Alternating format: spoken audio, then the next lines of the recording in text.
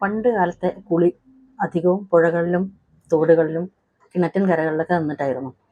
ആളുകൾ കുളിക്കേണ്ട സമയമാകും പുഴയിലേക്ക് പോകുന്നു, ഒരു തോർത്തും ഒരു സോപ്പും എടുത്ത് പുഴയിലേക്ക് പോയി കഴിഞ്ഞാൽ പുഴയുടെ അടുത്ത് നിന്ന് കുളിക്കുന്നു, അല്ലെങ്കിൽ തോട്ടിൽ നിന്ന് കുളിക്കുന്നു. കിണറ്റിൻ്റെ കരയിൽ നിന്ന് പോലും ഇപ്പോഴത്തെ സിനിമകളിലൊക്കെ കാണുമ്പോഴാണ് നമുക്ക് ഓർമ്മ വരുന്നത്, കിണറ്റിൻ കരയിൽ നിന്നിട്ട് ഓരോ ബക്കറ്റ് വെള്ളം എടുക്കുക, തലയിലേക്ക് ഒഴിക്കുക, എന്നിട്ട് ആ നനഞ്ഞ തലയും ശരീരമൊക്കെ നനഞ്ഞു നിൽക്കുന്ന അതേ രൂപത്തോട് തന്നെ കിണറ്റിലേക്ക് അടുത്ത ബക്കറ്റ് ഇട്ട് തൊട്ടിയിട്ടിട്ട് വെള്ളം വീണ്ടും കോരിയെടുത്ത് പിന്നെയും തലയിൽ ഒഴിക്കുക, അതിനുശേഷം സോപ്പ് തേക്കുക.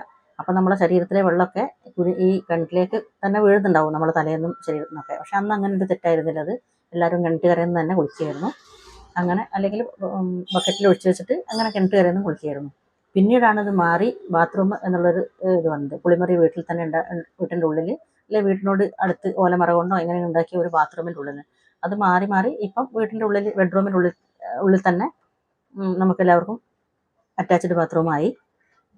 അങ്ങനെയായിരുന്നു. പക്ഷെ കുളിക്കാൻ പോകുമ്പം അന്ന് കയ്യിൽ കരുതിയിരുന്ന രണ്ട് സാധനങ്ങൾ, തോർത്തും സോപ്പും, അത് മാത്രമായിരുന്നു. ബാത്റൂമുകളുടെ ഉള്ളിൽ കയറി കഴിഞ്ഞാലും നമ്മൾ കാണുന്നത് അവിടെ ഒരു സോപ്പ് പെട്ടിയിൽ ഒരു സോപ്പ്, പിന്നെ നമുക്ക് തോർത്താനുള്ളൊരു തോർത്ത്, പിന്നെ ഡ്രസ്സ് ഇടാൻ ആണുങ്ങൾക്കൊക്കെ ആണെങ്കിൽ പിന്നെ അങ്ങനെയില്ല, പെണ്ണുങ്ങൾക്കാണ് ഡ്രസ്സ്. അത് മാത്രമാണ് ബാത്റൂമിൽ ഉണ്ടായിരുന്ന സാധനങ്ങൾ. പിന്നെ കാലോ മറ്റോ തേക്കണമെങ്കിൽ എന്തെങ്കിലും ഒരു തെങ്ങിൻ്റെ മറ്റൊരു ചകിരി പോലത്തെ സാധനം കാല് തേക്കാൻ കഴിഞ്ഞു. ഇത്ര സാധനങ്ങൾ മാത്രമാണ് ബാത്റൂമിൽ അന്ന് ഉണ്ടായിരുന്നത്. പക്ഷെ കാലം മാറി മാറി വരുന്നു. ഇപ്പം ഞാൻ ബാത്റൂമിൽ പോയപ്പോൾ എന്നാൾ നോക്കിയപ്പോൾ ഇങ്ങനെ മനസ്സിൽ വിചാരിച്ച കാര്യമാണ് ഇപ്പോൾ ഇവിടെ പറയുന്നത്. കാരണം നമ്മൾ ബാത്റൂമിൽ ചെല്ലുമ്പം പണ്ട് നമ്മൾ ഒരു സോപ്പ് കൊണ്ടാണ് നമ്മളുടെ തല മുതൽ കാല് വരെയുള്ള എല്ലാ സ്ഥലങ്ങളും കുളിച്ചിരുന്നതും ആ സോപ്പ് കൊണ്ടായിരുന്നു. പക്ഷെ അതുകൊണ്ട് ഒരു ദോഷവും നമുക്ക് ഉണ്ടായിട്ടില്ല. ആ ഒരു സോപ്പ് കൊണ്ടാണ് ചിലപ്പം ആദ്യമൊക്കെ അത്ര മണമില്ലാത്ത സോപ്പായിരുന്നു, ഒരു കട്ട സോപ്പായിരുന്നു നമുക്ക് യൂസ് ചെയ്തിരുന്നത്. പിന്നെ മണമുള്ള പല പല സോപ്പുകളും വന്നു, അങ്ങനെ നമ്മൾ കുളിച്ചിരുന്നത്. പക്ഷേ ഇന്നത്തെ കുട്ടികൾ, ഇന്നത്തെ തലമുറയിൽ നമ്മളടക്കം എല്ലാ ആൾക്കാരും ഇപ്പം ബാത്റൂമിൽ കയറി കഴിഞ്ഞാൽ, കുളിക്കാൻ പോയി കഴിഞ്ഞാൽ മുഖം കഴുകാൻ ഫേസ് വാഷ് എന്ന് പറഞ്ഞ സാധനമുണ്ട്. സോപ്പ് കൊണ്ട് ആരും ഇന്ന് മുഖം കഴുകാറില്ല, എല്ലാവരും ഫേസ് വാഷ് എന്ന് പറഞ്ഞ സാധനം കിട്ടും. അതുകൊണ്ട് മാത്രമാണ് മുഖം കഴുകുന്നത്. അത് കഴിഞ്ഞ് തലയിൽ തേക്കാൻ ഷാമ്പൂ ഉണ്ട്. അപ്പോൾ തലയിൽ ആദ്യം ഷാമ്പൂ തേക്കണം.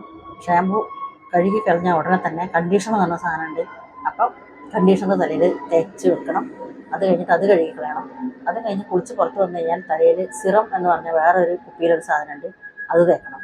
മുടീൻ്റെ സോഫ്റ്റ്നെസ്സിന് വേണ്ടിയും അതിൻ്റെ ഗുണത്തിനൊക്കെ വേണ്ടിയിട്ടുള്ള സാധനങ്ങളാണ് ഈ പറഞ്ഞ സാധനങ്ങളൊക്കെ. അപ്പോൾ ഇതിനൊക്കെ ഓരോരോ കുപ്പികളുണ്ട്. ഷാമ്പൂവിൻ്റെ കുപ്പി, കണ്ടീഷണറിൻ്റെ കുപ്പി, പിന്നെ സിറത്തിൻ്റെ കുപ്പി, ഇതൊക്കെ ബാത്റൂമിൽ വെക്കണ്ടേ. അപ്പോൾ ബാത്റൂമിൽ അതിനൊക്കെ സ്ഥലങ്ങൾ വേണം. ഫേസ് വാഷിൻ്റെത്, പിന്നെ ശരീരത്തിൽ തേക്കാൻ സോപ്പ് മാറി ഇപ്പം ലോഷനായി തുടങ്ങി.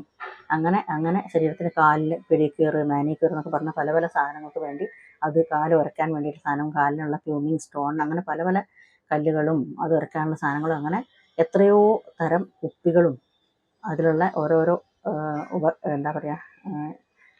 ദ്രാവക രൂപത്തിലുള്ളതും ഒക്കെ ആയ പല സാധനങ്ങളും ഇന്ന് ബാത്റൂമിൻ്റെ ഉള്ളിൽ തന്നെ വെക്കണം. അപ്പോൾ ഒരു കുളിക്കാൻ വേണ്ടി ഒന്ന് പോയി കഴിഞ്ഞാൽ ഈ പറഞ്ഞ കാര്യങ്ങളൊക്കെ ചെയ്യണം. ഓരോരോ ശരീരഭാഗത്തിനും ഓരോ സാധനങ്ങളാണ് യൂസ് ചെയ്യുന്നത്. അത് ഇന്നാൾ ബാത്റൂമിൽ കയറി ഇങ്ങനെ കുറേ കണ്ടപ്പോൾ ഇപ്പോഴത്തെ കുട്ടികളൊക്കെ യൂസ് ചെയ്യുന്നുണ്ട്.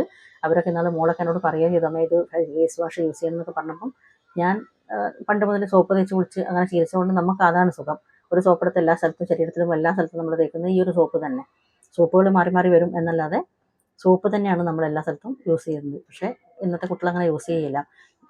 മുഖത്തിൻ്റെ pH വാല്യൂ നഷ്ടപ്പെടും, സോഫ്റ്റ്നെസ് പോകും, റഫാകും, അങ്ങനെ പല കാരണങ്ങളും പറഞ്ഞിട്ടാണ് ഇന്നത്തെ കുട്ടികളും ഇന്നത്തെ തലമുറയിലെ എല്ലാ ആൾക്കാരും, വലിയ ആൾക്കാരൊക്കെ യൂസ് ചെയ്യുന്നത് ഇങ്ങനെയാണ്. ഒരു കുളി എന്ന് പറഞ്ഞാൽ എത്ര സിമ്പിളായിരുന്നു അന്നത്തെ ഒരു കുളി, എത്ര സിമ്പിളായിരുന്നു. ഇന്നത്തെ കുളിക്ക് എത്ര സാധനങ്ങൾ, വേറെ സാധനങ്ങൾ, അതെല്ലാം ബാത്റൂമിൽ അവിടെയൊക്കെ സെറ്റ് ചെയ്ത് വെച്ചിട്ടുണ്ടാവും. അപ്പോൾ ഇത് കഴിഞ്ഞാൽ അതെടുക്കണം, അത് കഴിഞ്ഞാൽ ഇതെടുക്കണം, മറ്റേതെടുക്കണം, അങ്ങനെ പല പല കാര്യങ്ങൾ യൂസ് ചെയ്യുമ്പോൾ ഞാൻ അങ്ങനെ ഓർത്തുപോയി. ഒരു സോപ്പും ഒരു തോർത്തും മാത്രമുള്ള ആ കുളിയും ഇന്നത്തെ പല പല സാധനങ്ങൾ ഉപയോഗിച്ചുകൊണ്ടുള്ള ഇന്നത്തെ കുളിയും തമ്മിലുള്ള വ്യത്യാസം ഞാൻ ആലോചിച്ചു പോയി.